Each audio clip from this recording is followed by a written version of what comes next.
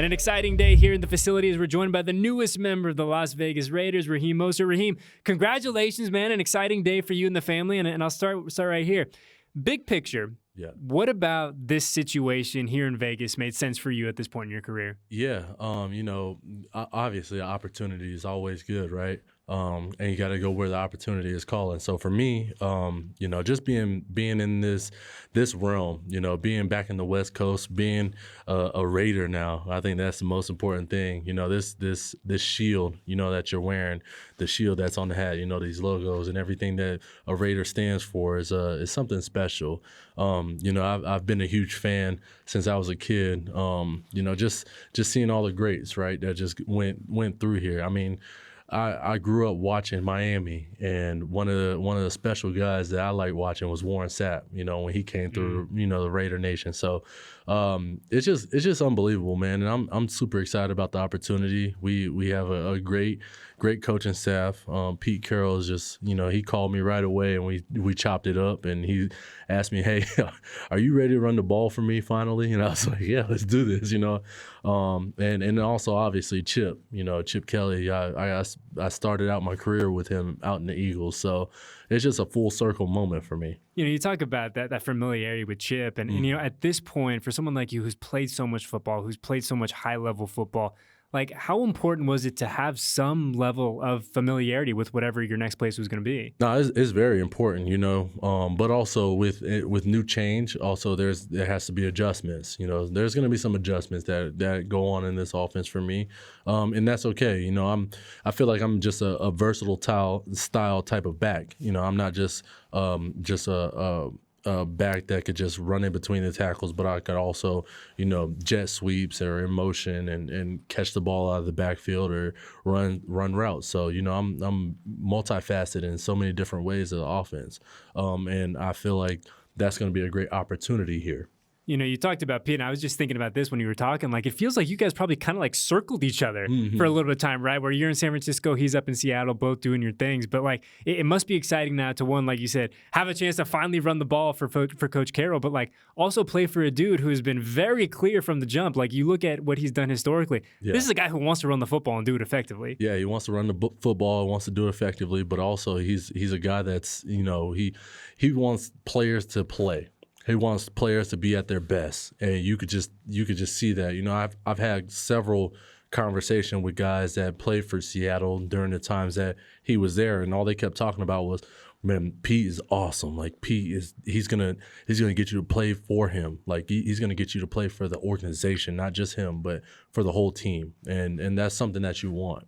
I was just thinking about this. You're a dude who's a decade plus into the NFL now, and you talk about the excitement of playing for a guy like Pete, players coach, a guy who's going to bring the best out of you.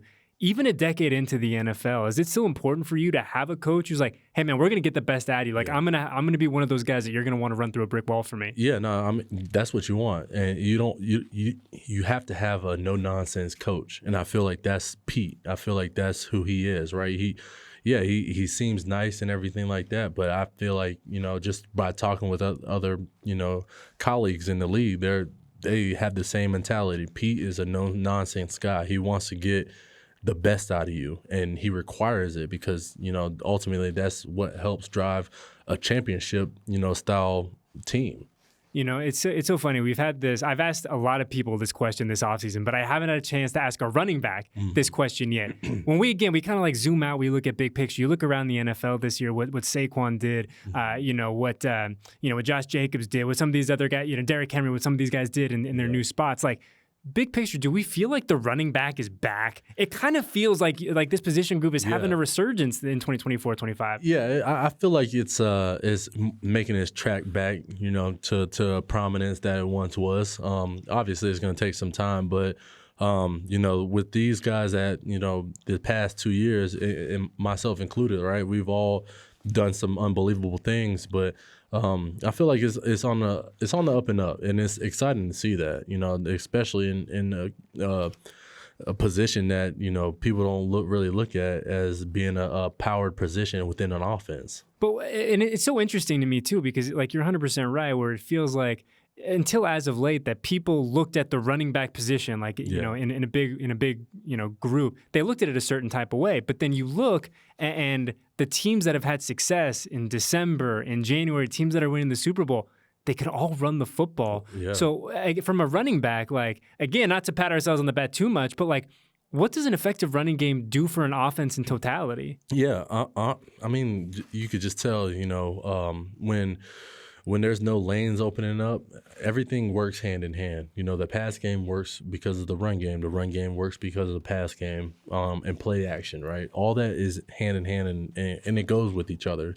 When you're dealing with a run game situation, you know, if somebody's running the ball good, you know, the defense has to shift in a way where they have to contain the run game. Well, that leaves opportunity for play action, and then play action opens up. You can go back to the run game, and then you go back to the run game, boom, you got your big plays down the field with pass. You know, so everything works hand in hand, and sometimes I feel like that's kind of misconstrued a little bit, you know, with the outside world not looking at it at a bigger scope. You know, we look at a guy like you who, again, we heard it during your conference call a minute ago. You're kind of the exception to the rule in the best way now. A guy who's a decade plus into the NFL, a guy who's stayed relatively healthy, a guy who's produced. Like, when you look back at the first couple of years of your career, like the early chapters, have you changed the way that you take care of your body, the way that you prepare, the way that you ensure that come game day that you're ready to rock? Yeah. I mean, obviously with mother time, right, comes, you know, a different level of preparation. And for me, you know, I've figured out the preparation to beat all. I feel like, you know, just preparing myself during the off season, like early on in my career, I didn't necessarily take the steps in the off season. Like I worked, but work and then recovery. You know, that's one thing that I didn't really realize. And then now it's like, no, you need to work, recover. And then also your diet. My diet, you know, and you could ask my wife, before it used to be not so good. You know, now it's like it's a lot better. But you know, you're always gonna have get off the boat a little bit here and there, and you know, enjoy a vacation or two, but that's just a part of the off season. It's so interesting too, where you see, you know, you talk to these guys that have been in the league for so long, and it feels like that's the number one thing they'll bring up is just the diet. Yeah. Is the understanding of like, hey, what we're putting in the body to fuel us up, like that matters. Like, that really has changed a lot for you over the years? Yeah, it has, because like before I was putting, you know, unleaded gas in the tank. In my tank. But now it's like, look, you can't put unleaded gas in a Ferrari. Like you can't do that. Like, you got to put the premium, the best of the best gas, and same thing with like a diesel truck, right? And for the old linemen, you know, you gotta give those guys some diesel fuel. You know, it's different levels to it. So. Yeah, it's like one of those things that I find really interesting when you talk to people that have been in the league as long as you have, and you know, we see the averages every year of like how short the average NFL career is. So when you come across these folks that have in many ways defied the odds, like I always find it really interesting. But before I let you go, Raheem, man, I'm just curious, like, you know, you allowed yourself to kind of think about what that first game at Allegiant's going to be like, wearing the silver and black? I know it probably feels like a lifetime away from now, but like, there's got to be. I mean, look. You dress for the part already, so we're already on a great kind of beginning to this. But have you thought about what that first time's going to be like? You know what? No, I haven't, because I've never played in the stadium, so I'm excited about the opportunity. And then, you know, secondly, I'm always wearing black. I feel like, and somewhat like white and silver, so I feel natural. And then today I tried my helmet on and looked in the mirror, and I'm like, oh yeah, it's time to rock. You know, it was that moment for me. So. Just, I would have to say, like, being on the practice field with the guys, or even like just having that practice jersey, that's going to be a moment for me, just because, you know, I know so much about this badge. I know so much about the shield that, I'm just excited to play. Yeah, man, we're excited to have you here. Yeah. Just another exciting piece, and really what's been a really exciting offseason for this organization, for this team. We cannot wait to get rolling. We cannot wait to talk to you, get to learn a little bit more about you over the coming months. But enjoy the day, man. A big day for you and the family. Congratulations. We'll talk to you soon. All right, brother? I appreciate it, man. Hey, go Raiders. I love that saying now, man. Let's go.